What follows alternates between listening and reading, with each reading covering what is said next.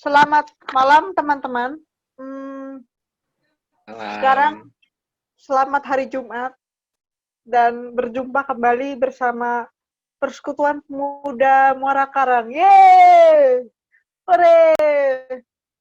Selamat tanggal 20 di bulan November 2020. Hari ini kita mau belajar lagi di tema yang ketiga tentang pertumbuhan iman. Jadi kalau teman-teman, aku mau kilas sedikit ya, sedikit aja. Sebelum nanti kata pembuka ini, sapa-sapanya agak panjang. Jadi kalau di minggu pertama itu kita bahas tentang mengalahkan ego, lalu minggu kemarin kita bahas tentang berakar, dan minggu ini kita mau bahas tentang bertumbuh. Dan akhirnya nanti kita berproses untuk berbuah gitu ya. Nah, sebelum kita diskusi lagi soal itu, kita mau berdoa dulu. Mari kita berdoa. Bapa dalam surga, kami bersyukur Tuhan untuk hari ini, ketika kami boleh berjumpa, boleh bersekutu, walaupun secara virtual Tuhan, tetapi dengan ini kami bersyukur karena kami yang berada di tempat yang berbeda kota dan berbeda lokasi, kami boleh Tuhan persatukan untuk bersama-sama dalam Persekutuan Pemuda hari ini Tuhan. Kami mau belajar, kami mau berdiskusi, dan kami mau mengembangkan kepedulian kami lewat doa-doa yang nanti kami akan naikkan kepada teman-teman kami. Tuhan yang kiranya boleh pimpin kami semua, supaya kami boleh menjadi partner yang baik untuk teman-teman kami. Tuhan, kami juga berdoa untuk Kotimi yang hari ini akan membawakan firman Tuhan. Biarlah Engkau urapi dia, supaya dia boleh memimpin komsel kami dengan baik, dan terutama Tuhan kami boleh mengerti materi yang disampaikan. Inilah doa kami, dalam nama Yesus Kristus kami berdoa, bersyukur, dan memohon. Amin. Teman-teman, persekutuan hari ini unik sekali. Karena saya orang Bandung, Kotimi orang Bandung, kami dari GKI Kebonjati melayani GKI Muara Karang, gitu ya. Jadi, tapi tempatnya nggak tahu, mau tempatnya di Jakarta boleh, mau tempatnya di Bandung juga boleh, gitu ya. Cuma memang orang Bandungnya jadi cuma berdua, gitu ya. Pembicaranya tentu nggak asing buat saya, dan kayaknya buat teman-teman Muara Karang juga sebetulnya nggak asing, karena ini kedua kalinya Kotimi mimpin di sini. Kalau saya nggak salah ingat, karena sejak pandemi ini ada, jadi membuat saya lebih sering ke sini gitu ya. Nah, gitu perkenalan tentang Bapak Timothy. Dan kalau aku cerita lanjutan tentang yang tadi aku bilang, bahwa kita berproses dari mulai belajar tentang ego, lalu kemudian tentang berakar, dan hari ini tentang bertumbuh, rasanya memang seperti itulah proses kita dalam hidup gitu ya. Kita kalau hidupnya stuck dan merasa oke-oke aja, itu kita harus gelisah sih menurut saya ya. Tapi mungkin teman-teman di sini ada yang mau cerita tentang seri 3 sebelumnya yang teman-teman dapat, dan kenapa sih hari ini mau datang lagi, apa karena serinya atau karena apa gitu. Silahkan, mungkin Tata atau Agnes atau Ko Marcel. Kalau Ciael jangan deh, nanti khotbah deh. Silahkan teman-teman, ada yang mau cerita nggak? Ko Marcel udah kelewatan series ya kok ya, 1-2 ya. Ko Marcel udah skip. Udah banyak skip gitu, kayaknya. Kalau gitu Tata, cerita Tak. Hah? Semoga nggak ya, roaming. karena ikutin dari seri pertama kan? Ikutin dari seri pertama iya, toh? Ngikutin. Oke. Silahkan cerita.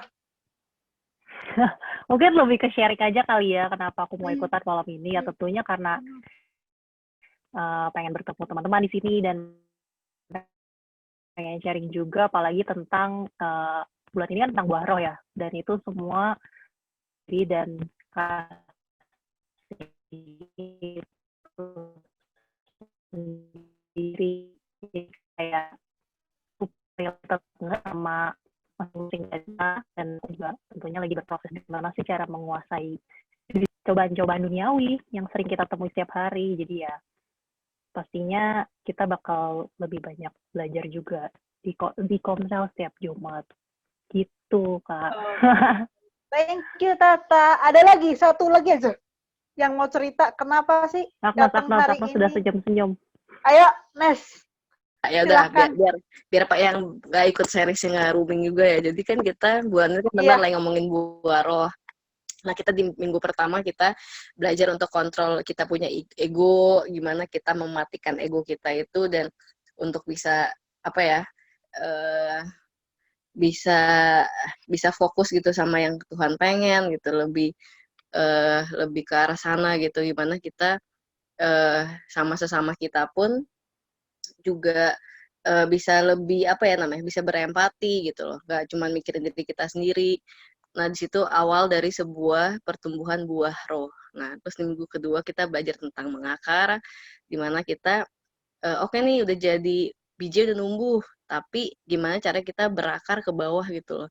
Pasti kan sulit, pasti ada banyak banget apa namanya, rintangan gitu ya. Nah, ketika berakar itu mungkin kebanyakan air, istilahnya mungkin kayak mungkin kebanyakan firman Tuhan juga nggak baik, kebanyakan duniawi juga nggak baik. Nah, mungkin kita kemarin belajar lebih ke balance-nya nih, gimana kita mendasar di dasar yang baik, yaitu dari apa ya namanya, kayak aktivitas sehari-hari juga selalu mengerjakan pekerjaan juga dengan landasan Tuhan gitu loh. Dengan ya walaupun kita bekerja nggak bawa firman, tapi kita kerja dimanapun juga jadi terang. Nah, mungkin kita minggu kedua lebih belajar ke arah sana kali ya. Nah, minggu ketiga ini kita mau belajar tentang ya itu, udah nih ceritanya udah tumbuh, udah jadi biji, udah berakar. Nah, ceritanya hari ini kita jadi pohon. Nah, pohon kan berarti mesti punya pupuk, terus mungkin dia ada punya hama, ada gulma, ada pakai semprotan pestisida. Nah, hari ini kita belajar itu ya, Kak, hari ini ya. Gimana udah jadi pohon juga ada lagi nih rintangannya. Setelah berakar, apalagi nih? Kalau Nah, mau bertumbuh. itu bikin aku penasaran. Oke. Begitu, teman-teman. Jadi, kita hari ini mau belajar setelah kita berakar. Minggu lalu kita belajar tentang berakar. Selanjutnya apalagi sih? Apa berhenti di berakar lalu udah nggak ngapa-ngapain lagi? Tapi tentunya nggak kayak gitu ya. Daripada lama-lama dan saya cerita kepanjangan, Kotimi udah nungguin di seberang sana. Oke, saudara-saudara, kita mau merenungkan firman Tuhan. Mari kita berdoa. Bapa dalam surga, sungguh kami bersyukur di tengah kesibukan kami masih menyempatkan diri untuk ikut bersama dalam komunitas sel. Kami menyadari di situasi yang sulit kami jalani saat ini, kami butuh satu komunitas yang bisa membuat kami bertumbuh. Dan kiranya komunitas di Pemuda GKI Muara Karang ini menjadi komunitas yang tepat untuk kami bisa bertumbuh bersama, baik secara rohani kami boleh bertumbuh bersama, tetapi yang lebih penting bagaimana kami hidup sebagai sesama tubuh Kristus yang saling melengkapi satu dengan yang lain menuju pertumbuhan yang baik. Tuhan, kami siap untuk mendengarkan firman-Mu ini. Kami serahkan seluruh hidup kami saat ini dalam segala keterbatasan kami untuk mendengar firman Tuhan. Di dalam nama Bapa, Anak, dan Roh Kudus kami berdoa. Amin. Oke, sekali lagi selamat malam rekan-rekan. Saya diminta untuk membawakan satu tema Grow of Faith, dan ayat Alkitab yang dijabarkan pada kita semua adalah dari Efesus 4 ayat 15. Ya, oke. Efesus 4 ayat 15 yang saya sertakan antara terjemahan baru dan bahasa Indonesia masa kini supaya lebih mudah dipahami ya. Yang kita biasa pegang itu yang terjemahan baru. Bunyinya demikian, tetapi dengan teguh berpegang kepada kebenaran di dalam kasih kita bertumbuh di dalam segala hal ke arah Dia, Kristus yang adalah kepala. Lalu di bahasa Indonesia masa kini tulisannya tidak, sebaliknya kita harus menyatakan hal-hal yang benar dengan hati penuh kasih. Sehingga dalam segala hal kita makin lama makin menjadi sempurna seperti Kristus yang menjadi kepala kita. Ya, mudah-mudahan ini memperjelas apa yang dibaca di dalam kitab terjemahan baru yang kita punya sekarang ini. Oke, balik ke tema Grow of Faith, pertumbuhan iman. Kita harus sepakat bahwa bicara soal pertumbuhan itu nggak bicara hanya satu aspek, teman-teman. Karena pertumbuhan itu berbicara luas sekali. Jenis pertumbuhan yang paling kelihatan yaitu pertumbuhan fisik. Ya kan? Ya, kita semua bertumbuh waktu masih kecil sampai sekarang kita bertumbuh. Dulu tumbuhnya ke atas, sekarang tumbuhnya ke samping.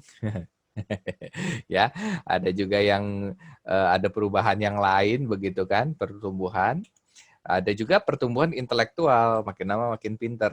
Dulu cuma tambah-tambahan, terus mulai kali-kalian, mulailah trigonometri lah, geometri lah, dan lain sebagainya. Yang pusing begitu. Lalu yang berikutnya pertumbuhan emosi. Ya, semakin lama semakin stabil, semakin matang, semakin bisa mengendalikan begitu kan, itu pertumbuhan. Pertumbuhan moral yang dulunya mungkin bukan nggak bermoral ya, tapi pemahaman tentang tata nilai dan tata caranya masih sedikit, lama-lama makin banyak, makin dewasa makin tahu bagaimana fashion gitu ya, ya mungkin termasuk moral lah, bagaimana komunikasi dengan orang yang lebih tua, berkomunikasi dengan orang lain gitu ya. Ada tata-tata caranya, dan itu berhubungan dengan sosial dan materi juga sebenarnya juga ada satu pertumbuhan. Makanya di negara kita ada yang namanya pertumbuhan domestik. Sudah dari tadi. Apa ini? Dede. Siapa Dede siapa? Sorry, astaga. Si Yael. Materi ya Maaf gitu. ya, Mama. Sip, mak ngerti kok. Ya, pertumbuhan materi itu termasuk sebuah pertumbuhan ya, dari yang nggak punya apa-apa jadi punya ini, punya itu, lalu bisa menghasilkan kerjaan. Semua seluruh aspek hidup kita ada sebuah pertumbuhan. Dan hari ini secara khusus bicara soal pertumbuhan spiritual ya, iman. Nah, tapi mari kita memperjelas sedikit dulu. Kalau bicara soal bertumbuh sih, apa ciri-ciri orang yang bertumbuh ya dari jenis-jenis itu ya. Ada pertumbuhan yang sangat jelas itu adanya perubahan.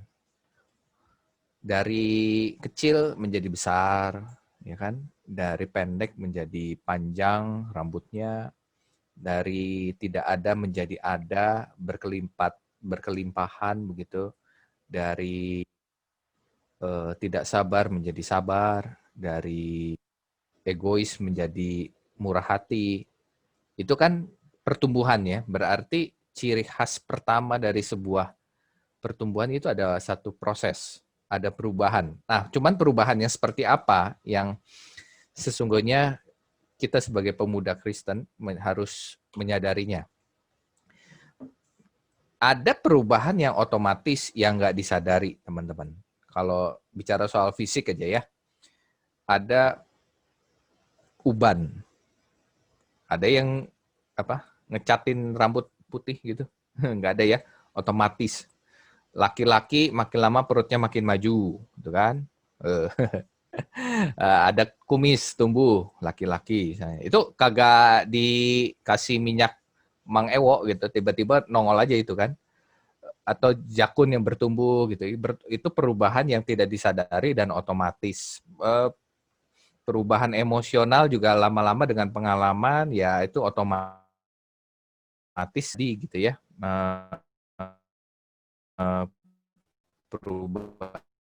Perubahan sosial, lingkungan pindah, itu kan ada satu perubahan yang nggak kita sadari. Perubahan-perubahan itu terjadi. Ini ada perubahan otomatis yang terjadi dalam hidup kita, tidak kita sadari. Lalu yang kedua, ada perubahan yang disengaja. Jadi kita mau mengarah kemana, seperti sebuah tanaman yang kalau teman-teman lihat, kalau sekarang kan yang lagi terkenal tuh tumbuhan apa, janda apa itu namanya, pohon janda apa itu sama sih, saya lupa. Ingatnya jandanya doang namanya, gitu ya. Tapi istilahnya apa saya lupa. Ketika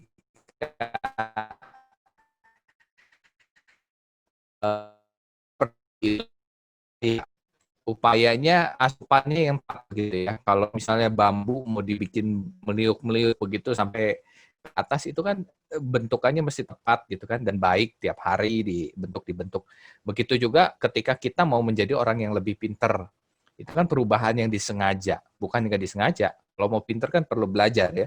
Asupannya ya bagus, yang inputnya bagus. Kalau mau bertambah kekar begitu, laki-laki ya minumnya nutrisi protein gitu kan. Kalau mau tambah cantik, yang perempuan misalnya kasih nutrisi apa gitu kan di kulitnya supaya makin kinclong, pipinya jerawatnya hilang begitu kan.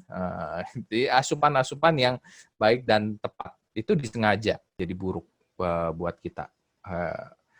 Misalnya pergaulan yang kurang baik, kata-kata yang selalu kotor dari teman-teman dan lingkungan kantor kita, keras, tidak peduli dengan orang lain, tidak peduli dengan lingkungan sekitar, buang sampah sembarangan, lalu mengutamakan diri sendiri, begitu ya. Itu akhirnya membuat satu pertumbuhan yang nggak sengaja, tetapi menjadi ke arah yang negatif.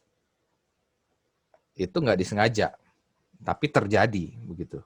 Dan itu karena input-input yang kurang baik. Kalau tadi kemarin tadi si Selin bilang minggu lalu bicara soal berakar, ini akan berpengaruh kepada akarnya juga pertumbuhan. Kalau akarnya masuk ke dalam tanah yang unsur haranya nggak baik, ya rusak juga buahnya gitu ya, rusak juga pertumbuhannya. Mungkin bolong, ada kutu, ada gulma dan lain sebagainya yang merusak pertumbuhan kita. Nah, mari bicara soal dimensi iman, pertumbuhan iman ya. Teman-teman, ngukur pertumbuhan yang baik itu iman gimana sih? Kalau anak nih, saya kan punya anak kecil ya, dia ada ukurannya tuh. 4 tahun, berat idealnya yang paling baik itu antara 12 kilo sampai 20 gitu ya. Terus nanti kalau dia udah 5 tahun, tingginya segini, berapa senti, berapa meter gitu ya, udah semeter lebih. Atau nanti dia udah remaja, ada pertumbuhan yang tingginya seberapa, dan harus segitu gitu kan ya. Lalu orang bisa mengatakan bahwa ini baik. Lalu bicara soal grow of faith, pertumbuhan iman. Kita tahu dari mana iman itu baik atau enggak?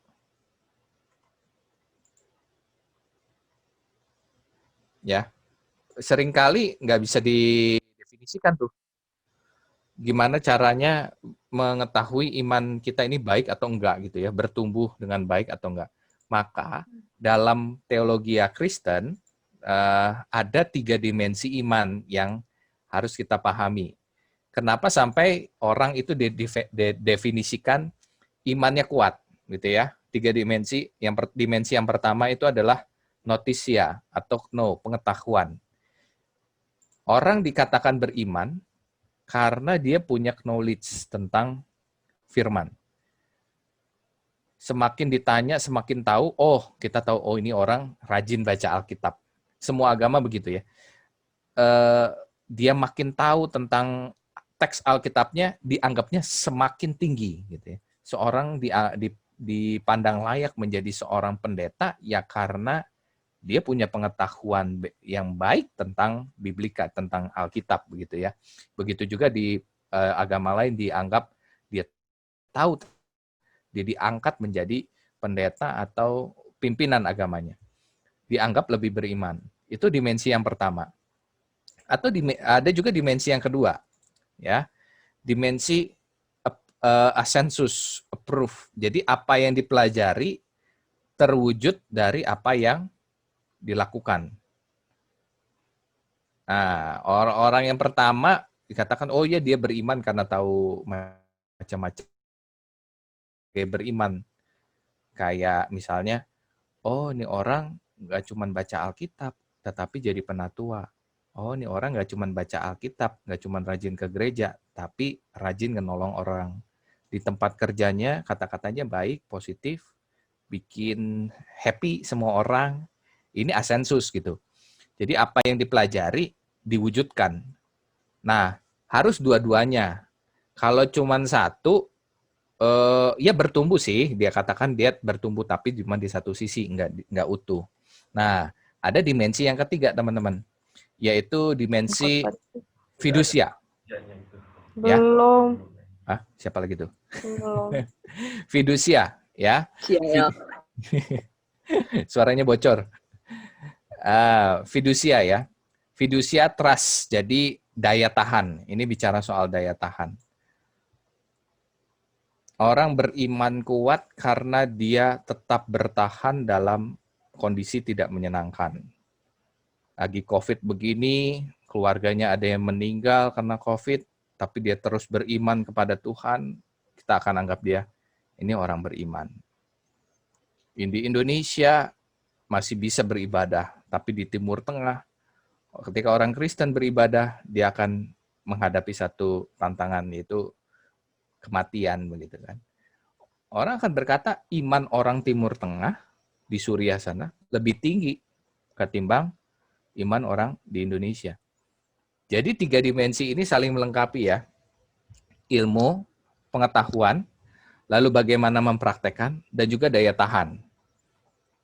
Jadi ketika 3 hal ini dipadukan, maka kita akan mengetahui, oh ini toh yang dimaksud dengan satu pertumbuhan iman. Dan pertanyaannya kan, gimana cara memperolehnya?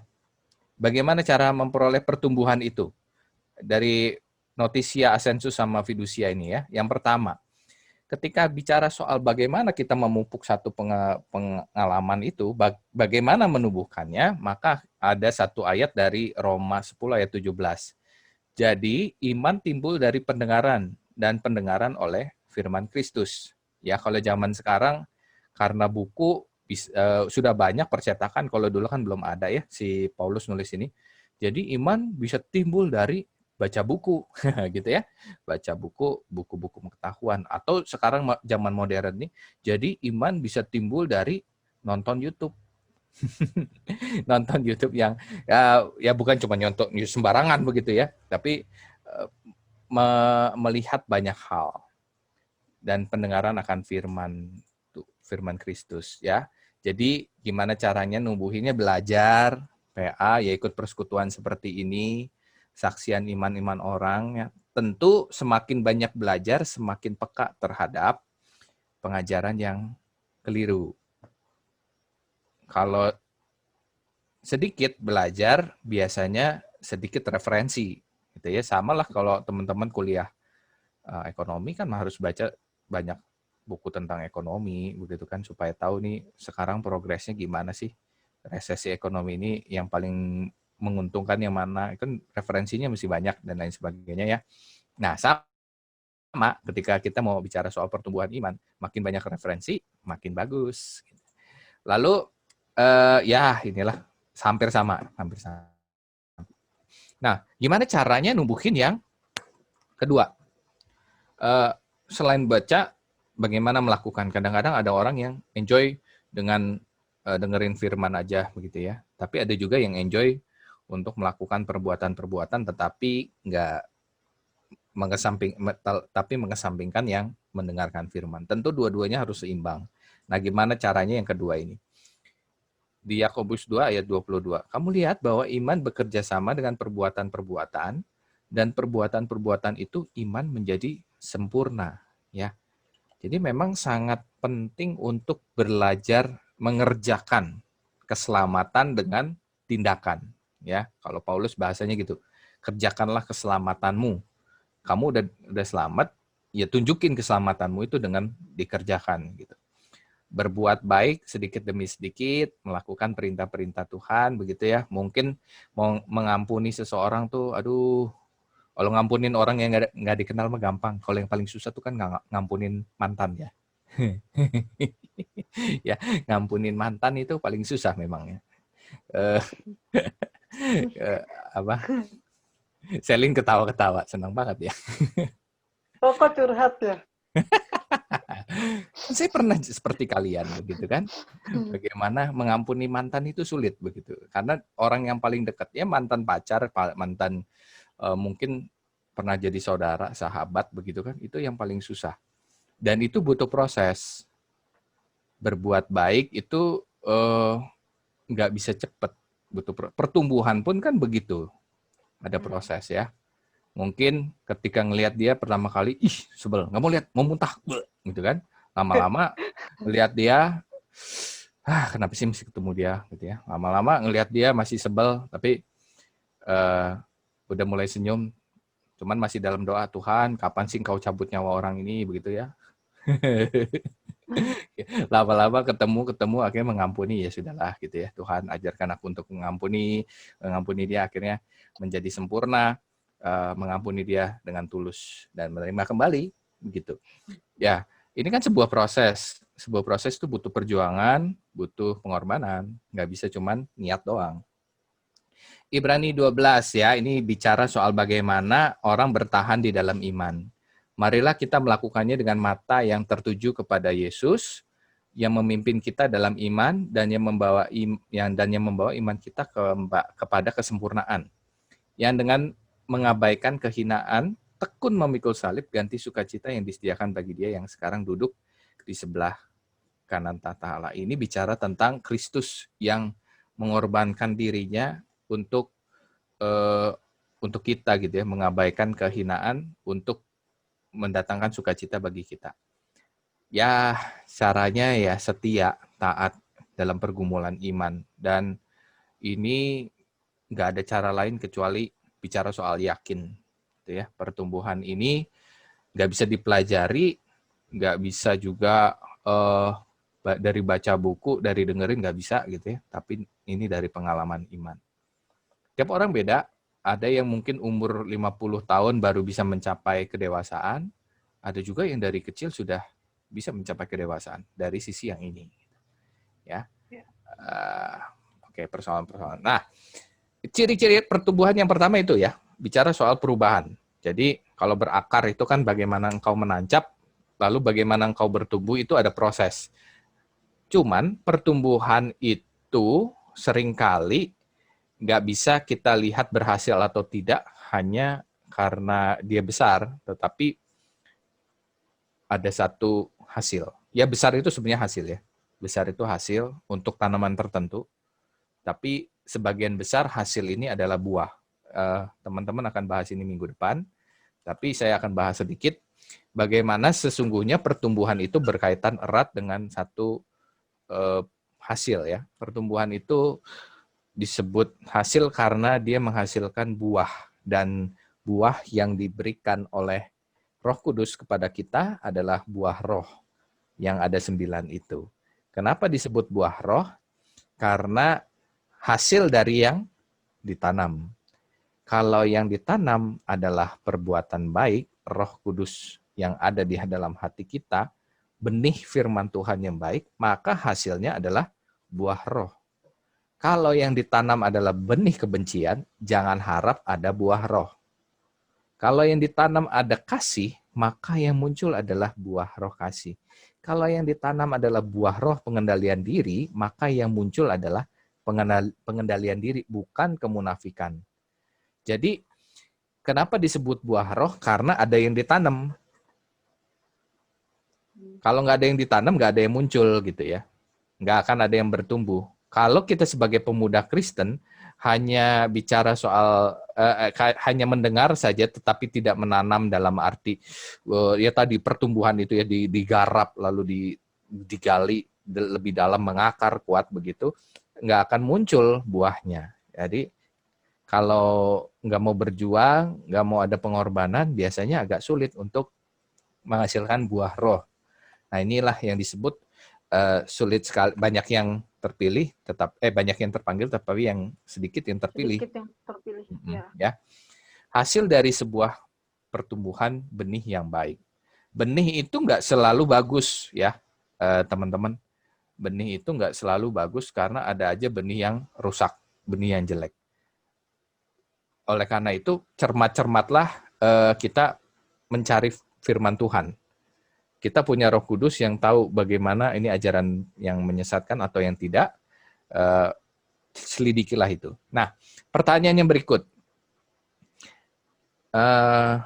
Iman bisa berkurang nggak sih? Kalau duit bisa hilang, ya. Tapi kan pengalaman enggak ya. Intelektual bisa hilang, ya nggak sih? Kalau kita kena stroke gitu, Iya, kalau amnesia, amnesia, demensia begitu ya, iya, bisa hilang. Fisik bisa berkurang nggak? Jelas gitu ya. Makin bisa, lama, makin merosot, makin loyo. Teman bisa hilang nggak? bisa. Bisa juga ya. Kalau iman, karena ini berat salah satu dari bentuk-bentuk pertumbuhan tadi, bisa hilang nggak? Bisa sih harusnya. Undur iman kan ada bahasa undur iman. Mundur iman ya. Ya bisa nggak ya iman hilang ya? Sebenarnya aku agak kayaknya kalau hilang aneh kalau iman hilang. Agak aneh ya sebenarnya ya. Aneh. Tapi emang istilah mundur iman itu menjadi cukup populer untuk orang-orang yang istilahnya tidak lagi hadir ke persekutuan-persekutuan gitu Iya. ya. Lalu tidak lagi beribadah di gereja atau mungkin tindakan-tindakannya menjadi tidak seperti dulu begitu ya.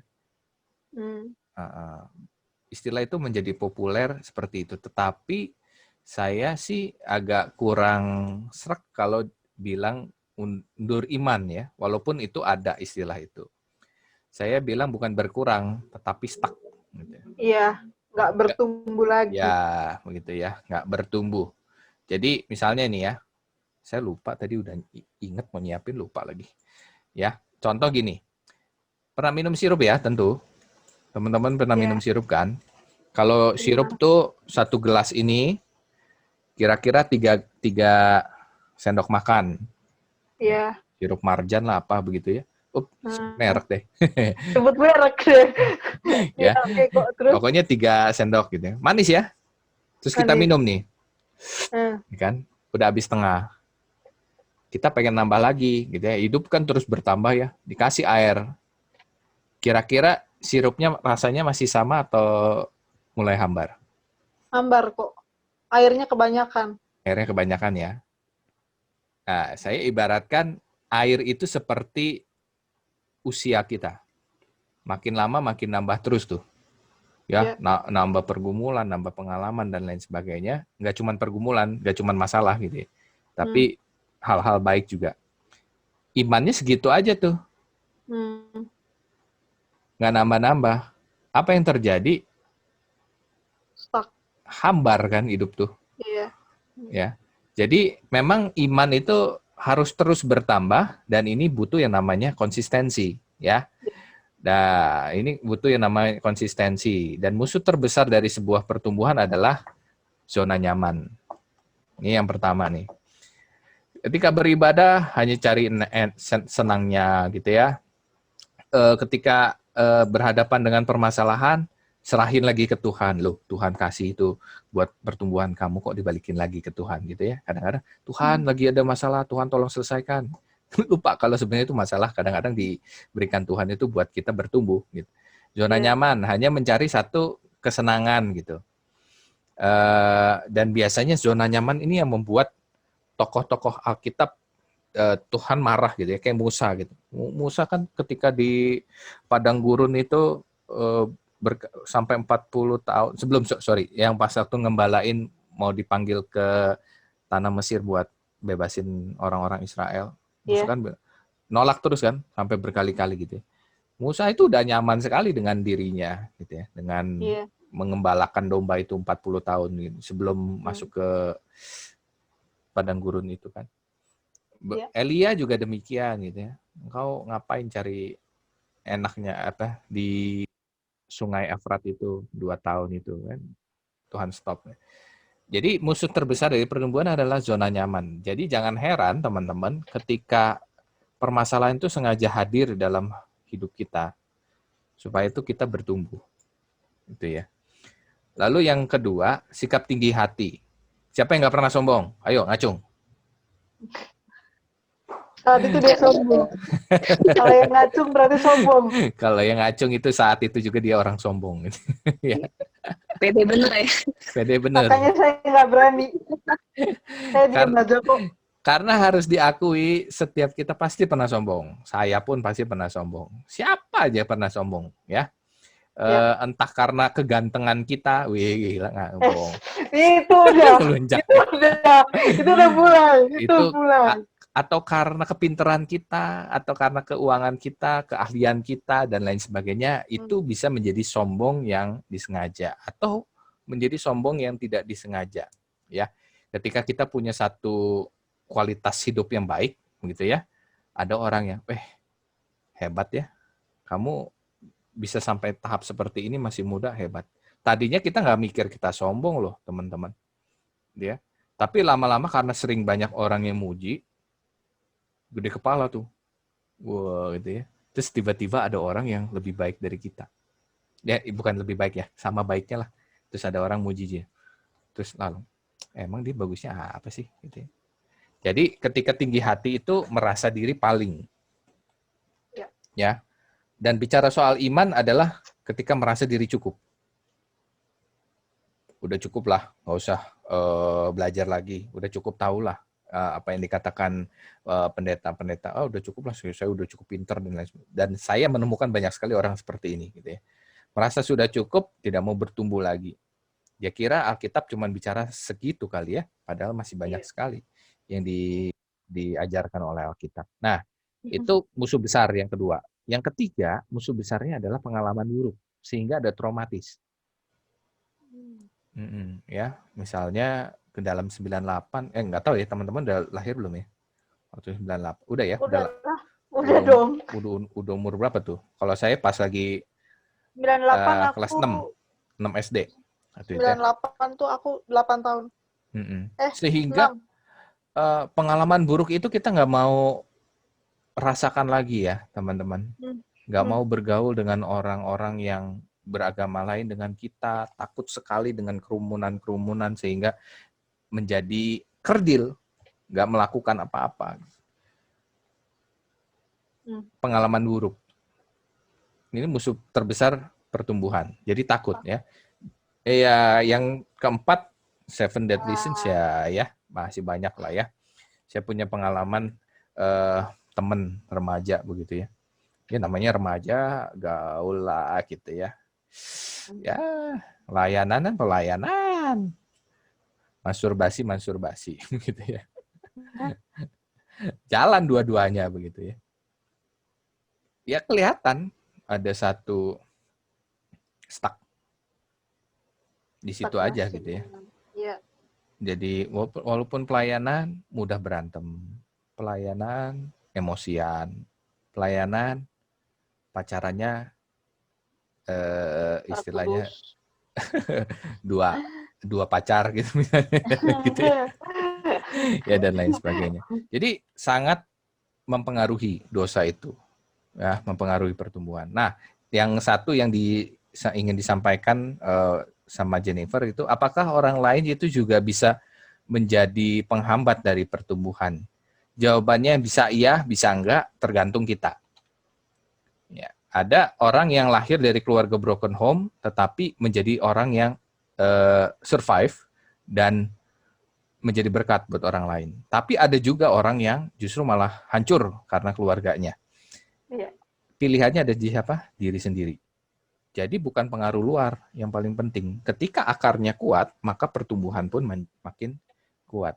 Terkadang masalah itu ya, itu membuat kita memiliki akar yang benar. Ya, maka ada 3 hal yang harus kita pahami dalam sebuah pertumbuhan itu. Yang pertama, miliki akar yang benar, seperti yang dikatakan di Efesus tadi.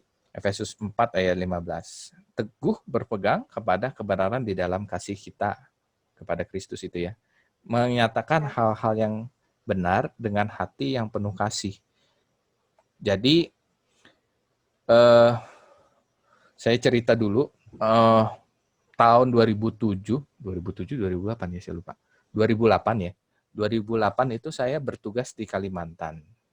Di Kalimantan ini nggak ada listrik teman-teman. Yang ada itu genset. Ya, yang ada itu genset. Dan handphonenya itu masih yang layar kuning, belum yang sekarang itu ya. Pokoknya belum Android lah, masih Nokia. Nokianya masih yang 1100 itu yang layar kuning itu.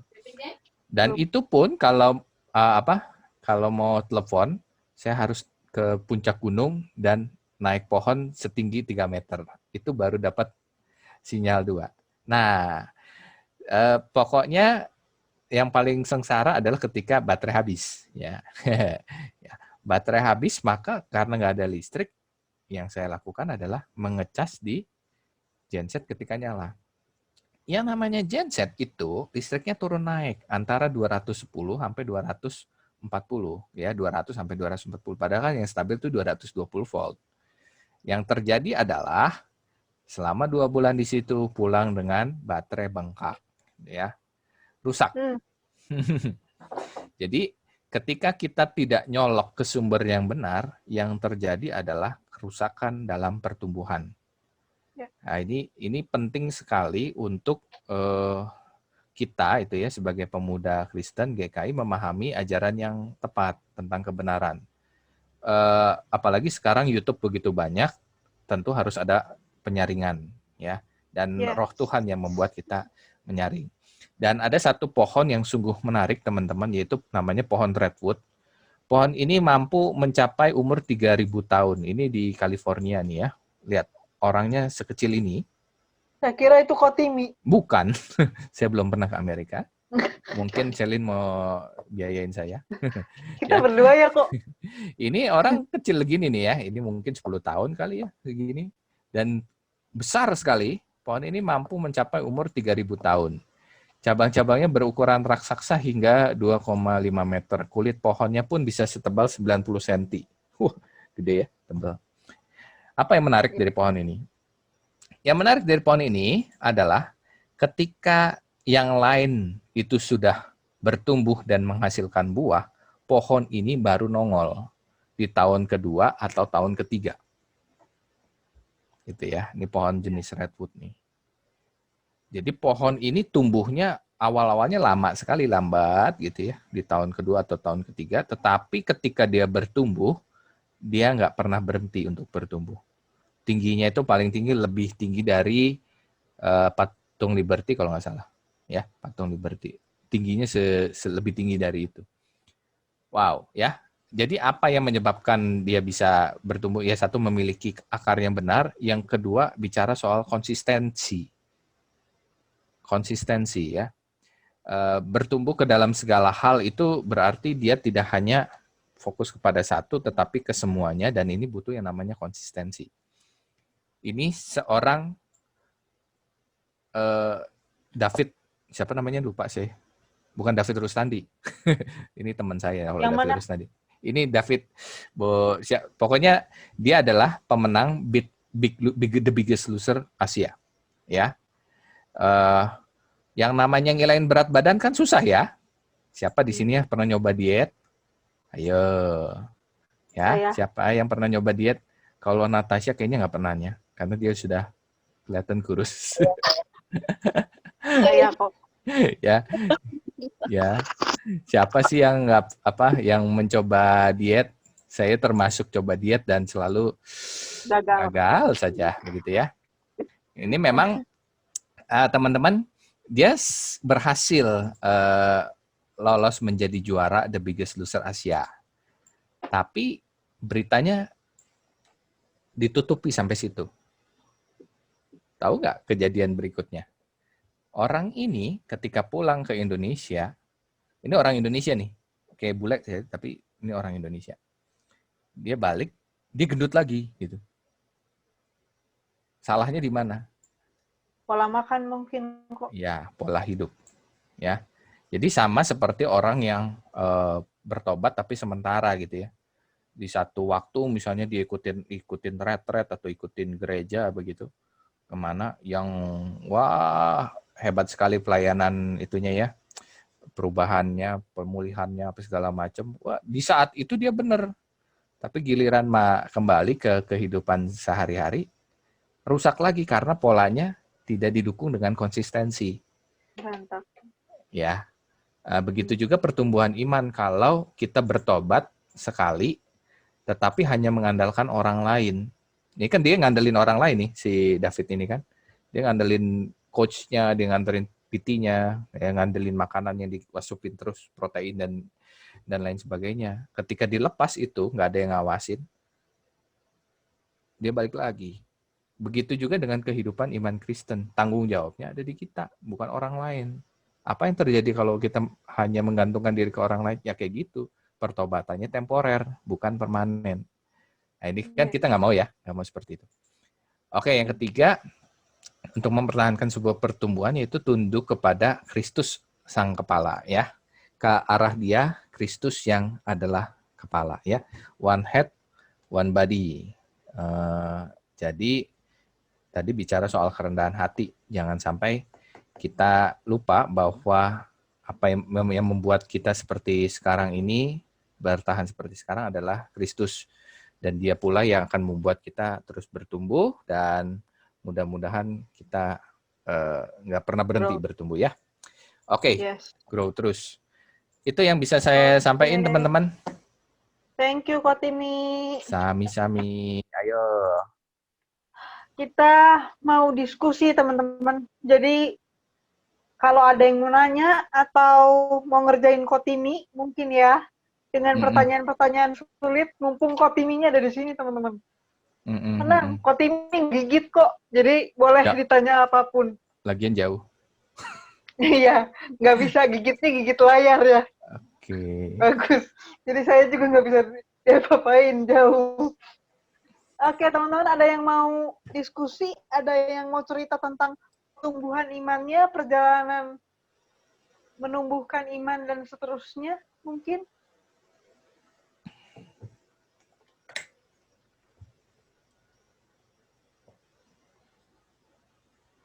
Kalau nggak ada berarti Koko terlalu jelas kok.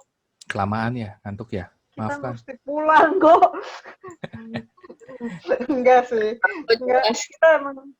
Oke. Ada suara-suara. Oke. Silakan Agnes. Loh, enggak maksudnya Kotimi benar, terlalu jelas, benar sampai kita mes gitu ya. Aduh, gimana ya? Iya, ini tadi dari GKI Muara Karang sempat, tadi kan saya nanya tuh gimana iman bisa mundur nggak sih, gitu ya. Dia ada tulisan begini, iman bisa hilang kalau kita memahaminya sebagai karunia roh, karena karunia bisa diambil kembali, beda sama buah yang memang ditumbuhkan berdasarkan proses. Oke. Tergantung sudut pandang kita. Ya. Kok menanggepin itu? Jadi ada yang namanya common grace, ada yang namanya special grace ya, teman-teman. Common grace itu karena begitu besar kasih Allah akan dunia ini, semua orang dapat. Itu common, semua dapat. Tapi setiap orang punya yang namanya special grace. Selin punya ini, Agustin punya ini, Marcel punya ini, Natasha punya ini, Hari punya ini. Tiap kita punya yang namanya special grace. Tapi apakah special grace itu bisa hilang? Ya, ya jawabannya bisa. Ya, ya sama kayak talenta gitu ya. Ketika kita tidak mengembangkan itu, talenta itu dibiarkan diam, lalu tidak berkembang begitu ya, lalu dia luput dari sebuah pertumbuhan yang diberikan kepada dia. Makanya bisa jadi talenta itu hilang ya, karena talenta itu nggak bicara soal bakat aja. Talenta itu kan bicara soal waktu, keluarga, kan, pendidikan kita, itu kan talenta, Tuhan kasih. Kita nggak minta, Tuhan kasih melalui orang tua kita gitu kan. Kesehatan. Tapi kalau kita abai, bisa hilang tuh, ya. Ya kan? Ya, jadi Ya, ngerti. nah, tapi kalau iman sebagai karunia roh itu sebenarnya bukan karunia sih iman ya. Iman tuh satu Anugerah kan? ya anugerah ya, respon ya, Iya. iman itu ya. Jadi iman gak hilang gitu ya. Iman tidak Iman bisa nggak hilang. hilang. Cuman kalau kita memilih iman dengan cara lain bisa. Gitu ya. Iya. Menghalalkan segala cara itu ya kok ya. Iya. Yang disebut menghalalkan segala cara ya. Tuh. Dan mungkin kalau aku menanggapinya dari semua yang Koko jelasin itu sebetulnya PR kita tuh adalah menjaga pertumbuhan itu terus.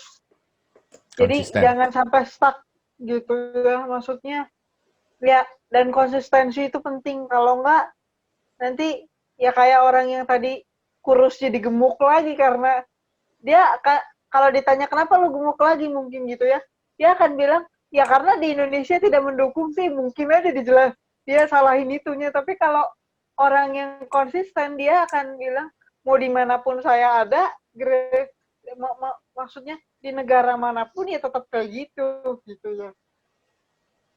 Itu kan kok. Oke, teman-teman yang lain ada nggak? Nanti kita jadi ngobrol berdua kok. Bahaya.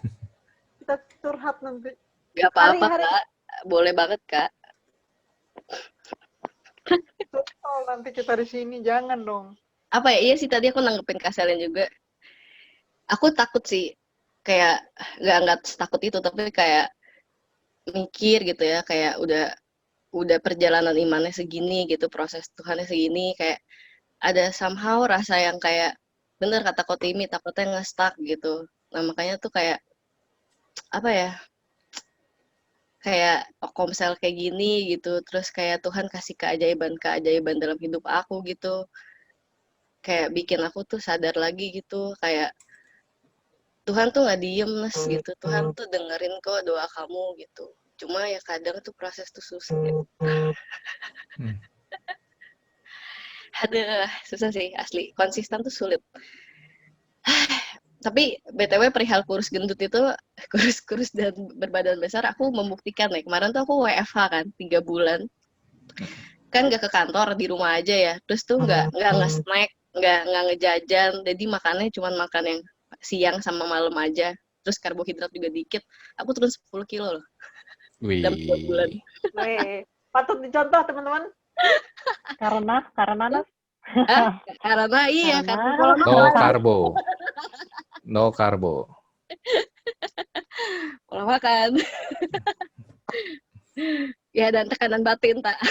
Tekanan batin. Tekanan batin. Tapi iya sih, kayak akhirnya kayak ya itu konsisten gitu, kayak somehow sulit banget sih itu ketika kita bertumbuh gitu ya, kok banyak banget cobaannya gitu. Kayak kalau kata Cial apa ya, Ci? Semakin kita bertumbuh tuh bukan makin gampang, tapi sebenarnya makin sulit ya, Ci. Coba revisi kata-katanya. Kalau kata Cial, kehidupan orang beriman, kalau konteksnya berakar kayak kemarin, makin ke bawah makin susah, makin dalam tuh makin keras gitu loh buat ditembus. Itu tantangannya buat orang beriman. Tapi mungkin aku mau nanya deh. Aku mau nanya. Siapa? Selin nanti ya. Natasha dulu aja. Tata dulu. Silakan. Sorry, Kak. Nggak apa-apa. Silakan. Waktu ini aku mau nanya deh, lebih yang kayak stuck iman itu kayak gimana sih? Kayak realnya gitu. Kayak apa jangan-jangan aku pun sedang mengalami ya. Itu ya gitu, yang kayak stuck iman. Karena kan pasti maksudnya jujur aja kadang tuh suka suka kendor gitu. Kadang ada masa-masa di mana kayaknya nggak apa-apa lah ya kayak gitu. Atau enggak kayak ada masa-masa juga ketika kita udah tahu yang mana yang benar, yang mana yang salah, terus ketika kita nemu orang kesannya kok kita judging ya kayak, lo tau gak sih ini tuh salah, tau nggak kayak gini. Itu kan sebenarnya nggak baik juga kan, ya nggak sih? Kok kayak emang sih kita bisa tahu bahwa itu nggak boleh di firman Tuhan, tapi kayak kita jadi suka ngejudging gitu. Maksudnya Ngerjudge. ngejudge gitu. Oh, Judge. ngejudge, menghakimi. Judge. Mm. Iya, suka kayak, lu nggak boleh deh kayak gini, ini jahat tau, gini, nggak sesuai sama Tuhan. Padahal kan, in a soft way kadang suka kayak gitu ya ke orang, tapi sebenarnya kayak gimana sih kok kayak, satu sebenarnya kayak gimana, iman yang stuck sama yang kedua, apakah, gimana ya, kayak takaran supaya pertumbuhan iman kita tuh bertumbuh dengan ideal tuh gimana gitu. Kayak, kan kalau misalnya dengerin dari yang tadi Toko bahas kan kayaknya wow gitu kan, kayak harus ada bener-bener dorongan dari Tuhan gitu. Tapi kadang susah gitu kalau dijalanin. Ya. Betul. Stuck salah satu, ya kan, stuck itu istilah ini ya, bahwa seakan-akan kayak nggak ada pertumbuhan begitu. Ciri-cirinya gini, misalnya, aduh kok males ya baca Alkitab gitu ya. Aduh udahlah, nggak apa-apa, cara yang gampang.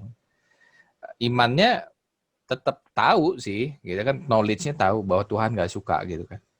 Misalnya kita cari alternatif untuk usaha dengan cara yang sebenarnya kita tahu itu nggak boleh gitu. Lalu gitu kan. Itu susah sih. Kayak lagi aku lagi ini kan kok coba baca Alkitab. Terus lagi di bilangan nih. Terus susah ya kok ya, kayak aku tuh susah untuk mengerti dan kadang tuh suka aduh ini apa ya, dan ujung-ujungnya kayak ya udahlah mungkin lanjutin lagi aja dulu baru ngerti. Tapi ya sebenarnya nggak ngerti, cuman kayak ya udah lewat aja. Jadi kayak mau sih mendalami ajaran Tuhan tuh kayak gimana, cuman kayak kadang nggak ngerti gitu loh kok, kayak tafsirannya tuh seperti apa. Jadi kayaknya sebenarnya nggak boleh sih, cuman kok kayak suka ada gitu momen-momen kayak ya udahlah kan udah baca ya gitu. Kadang ada susah gitu kok baca Alkitab. Iya, itu untuk menjadi konsisten ya tadi ya, untuk menjadi konsisten tuh susah gitu. Dan memang tantangan terbesar kita tuh distraksinya banyak loh, gitu ya. Generasi Y itu, kalian generasi Z atau Y sih? Iya, Y. Y ya. Ketuaan kagak? Y dong. Kalau Z deh. Kan 95, 95 Z 95. Ada yang Z, ada yang Y. Ada yang Z, ada yang iya. Oh iya, Komatel. Iya, Distraksi itu musuh terbesar kita. Ya, distraksi itu musuh terbesar. Jadi kayaknya misalnya mau baca Alkitab, gitu ya. Kita baca Alkitab tuh kadang-kadang nggak di Alkitab, kita bacanya di HP. Gitu kan. Terus ada notif ting gitu ya. Kita lupa notif gitu ya. Terus juga kadang-kadang masih ada orang tua begitu ya. Kita mau baca Alkitab orang tua ngeganggu gitu kan. Yang punya anak juga gitu kan. Aduh ini udah bangun lagi. Padahal biasa pagi dia nggak bangun, bangun gitu kan. Distraksinya banyak sekali generasi Y. Dan ini jujur aja memang kesulitan terbesar. Tapi saya pernah saya sampai sekarang mencoba konsisten, gitu ya. Jadi ketika kita mau menyediakan waktu jam 8 atau jam 7 atau jam 6 itu bisa, halangan itu tiba-tiba nggak ada sama sekali. Asal konsisten. Awal-awal pasti ada gangguan. Karena memang iblis paling suka ganggu kita, gitu ya. Iblis paling suka ganggu orang yang berniat baik. Selalu bilang, udahlah nanti aja, gitu kan? Suara hatinya kan gitu kan? Udahlah, nanti juga baca lagi besok. Udah besok aja, masih tidur nggak apa-apa, di snooze aja, gitu. Gitu. Kalau pasang alarm di snooze, gitu kan? Atau udahlah itu lebih penting dan lain sebagainya. Jadi itu bisikan-bisikan yang membuat kita akhirnya tidak konsisten. Tapi ketika itu dilewatin ya, teman-teman, pengalaman pribadi saya, Tuhan tuh lancarin semua tuh. Selalu aja gitu ya. Tapi kalau bicara soal pemahaman, Natasha, bacaan kitab bilangan, nanti masuk kitab Tawari, masuk kitab Ezra, masuk kitab Nehemia, itu tantangan terbesar dalam baca Alkitab. Yang harus dilakukan adalah cari referensi dengan Alkitab berbahasa lain. Nah, Selin udah nyoba tuh, ya. Selin udah nyoba pakai bahasa Indonesia masa kini. Ngaruh nggak, Lin? Ngaruh kok. Ya, gitu. Aku pakai 3 bahasa sekarang. Wow. Aku satu bahasa aja. Jadi, Ngaruh karena Lebih jadi maju. Satu lagi apa, Kak? Inggris, jadi nggak usah Indonesia. nanya-nanya. Enggak, 3-3-nya bahasa Indonesia sih maksudnya. Oh. Tapi kita jadi tahu pembandingnya. Oh, ini teh maksudnya ini. Jadi maksudnya jadi nggak nanya-nanya. Kalau cerita tentang baca Alkitab ya, itu di kami ada grupnya. Biasanya Kotimi yang jawabin pertanyaan orang-orang. Tapi sejak aku baca pakai tiga referensi itu, jadi aku jarang bertanya. Kotimi malah, lu baca kok nggak nanya-nanya lagi sekarang? Ya karena memang udah cukup mengerti dengan bahasa yang kayak itu gitu teman-teman. Jadi bisa nolong sih. Gitu. Iya, enggak. Lebih mudahnya lagi nih, aku tuh punya aplikasi kan, aplikasi namanya Bible. Itu enak banget bahasanya, yang itu tak yang biasa kita suka baca tak. Nah itu kan ada pilihannya compare.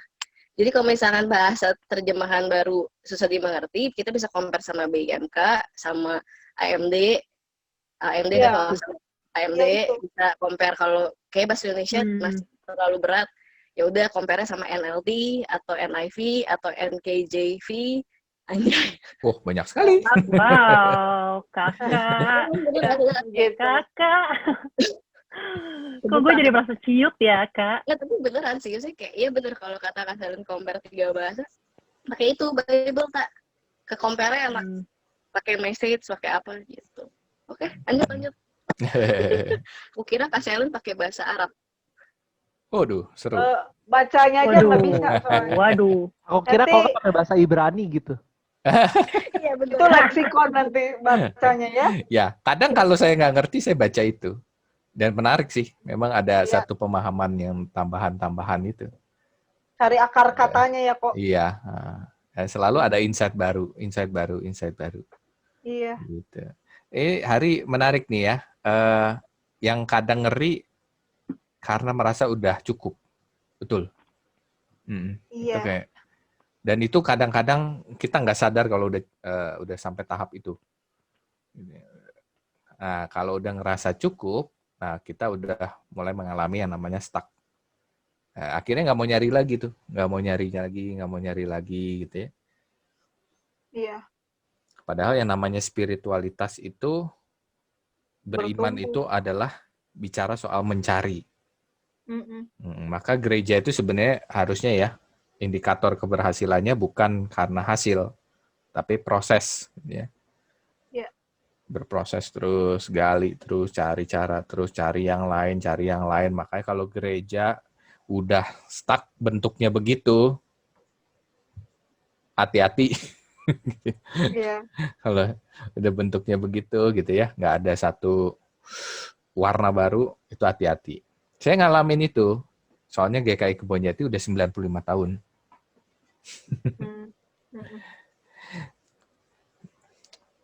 Bersyukur sama COVID. Berhenti jadi dulu. Jadi ada pembaharuan. Bikin pembaharuan. Iya sih, betul. Ada lagi teman-teman?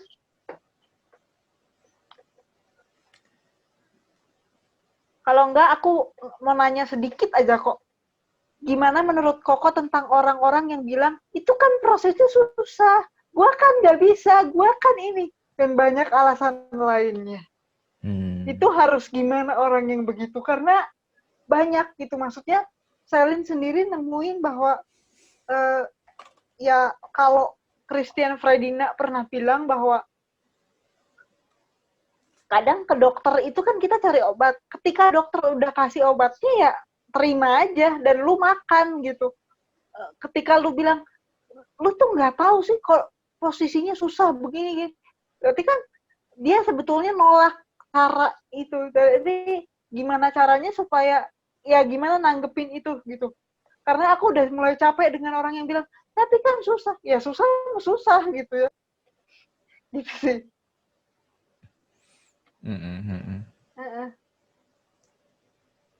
Gimana caranya ngedorong orang untuk yang udah beranggapan bahwa itu tuh susah. Lu tuh nggak ngerti gua gitu loh. Ya. Kadang persoalannya macam-macam sih ya.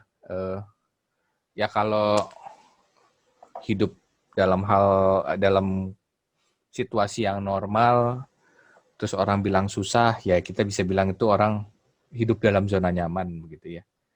Tapi ada orang yang kena penyakit tertentu, terus dalam persoalannya dia nggak bisa mempertanyakan Tuhan begitu ya. Nah ini kan satu hal yang berbeda, Selin. Satu hal yang Iya. berbeda bahwa kadarnya beda gitu ya. Bisa ya, dari dua contoh itu beda ya. Oke. Kalau yang orang nggak mau berubah, udahlah dari dulu begini, ya Iya. kita bisa ngajak dia, nih loh jalannya, gue coba, gue bisa, gitu ya. Ayo bareng-bareng, kita jalan bareng-bareng. Kita bisa Iya. ajak lari sama-sama, gitu ya. Tapi kalau yang tadi tuh yang satu lagi gitu kan, ya kadang-kadang sulit juga. Kita nggak pernah ngerasain dia sakitnya kayak gimana. Kita sakit kayak dia kan kita juga kagak tahu gitu ya. Kalau dia sembuh-sembuh. Yang kita bisa berikan adalah kita bertanya apa sih yang bisa kita bantu. Oke. Iya, bisa jadi sih. Jangan berkata, gue ngerti perasaan lu. Wah, itu. Nah, itu beda. Itu kadang-kadang beda ya. menjadi omong kosong ya. Kadang-kadang kita keluar begitu ya. Gue ngerti perasaan lu. Kadang-kadang orang itu akan menjadi semakin sebel. Lu kagak tahu gitu ya. Kadang-kadang lu kagak tahu sakitnya gue tuh kayak gini gitu. Kan lu kagak ngalamin. Kecuali kita ngalamin. Gitu ya. Kecuali kita ngalamin misalnya, saya bisa ngomong ke keluarga yang kehilangan seorang anak, karena saya juga cici saya kan waktu itu anaknya baru lahir terus meninggal begitu ya. Jadi saya tahu sakitnya gimana. Saya bisa ngomong seperti itu. Tapi kalau ngomong sama orang lain yang kasusnya beda, belum tentu. Ya. Maka yang bisa kita lakukan adalah apa nih yang bisa saya bantu, gitu kan? Ya udah doain aja, oke. Gitu kan. Gue butuh ini, ya kita berusaha sebaik mungkin untuk bantu. Itu lebih kasih solution ya, lebih kasih solusi. Oke. Jadi hati-hati dengan bilang gue ngerti perasaan lu itu, harus hati-hati dengan kalimat itu, teman-teman. Jangan-jangan nanti malah orang makin kesel sama kita karena kita ngomong itu. Lu so tahu katanya gitu kan. Oke, ada lagi atau gimana? Masih ada yang mau bertanya? Sepertinya tidak ya. Atau ada? Kalau nggak ada, biasanya di sini pakai closing statement kok. Oh. Lu punya closing statement atau enggak? Closing statement ya.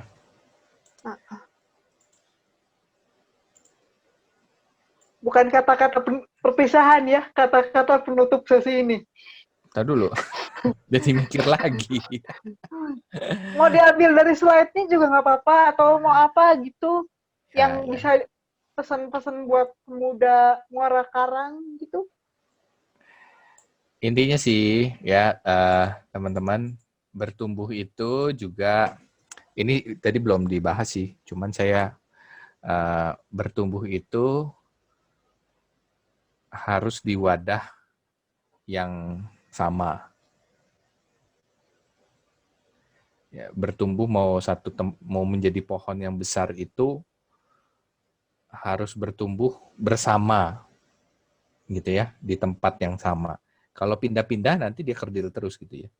Jadi salah satu pertumbuhan iman itu bukan karena besarnya gereja, besarnya jumlah jemaat, tetapi bagaimana kita sama-sama mencapai proses yang nggak kelihatan itu ya, terus, dan biasanya itu hanya bisa didapat di satu tempat yang sama.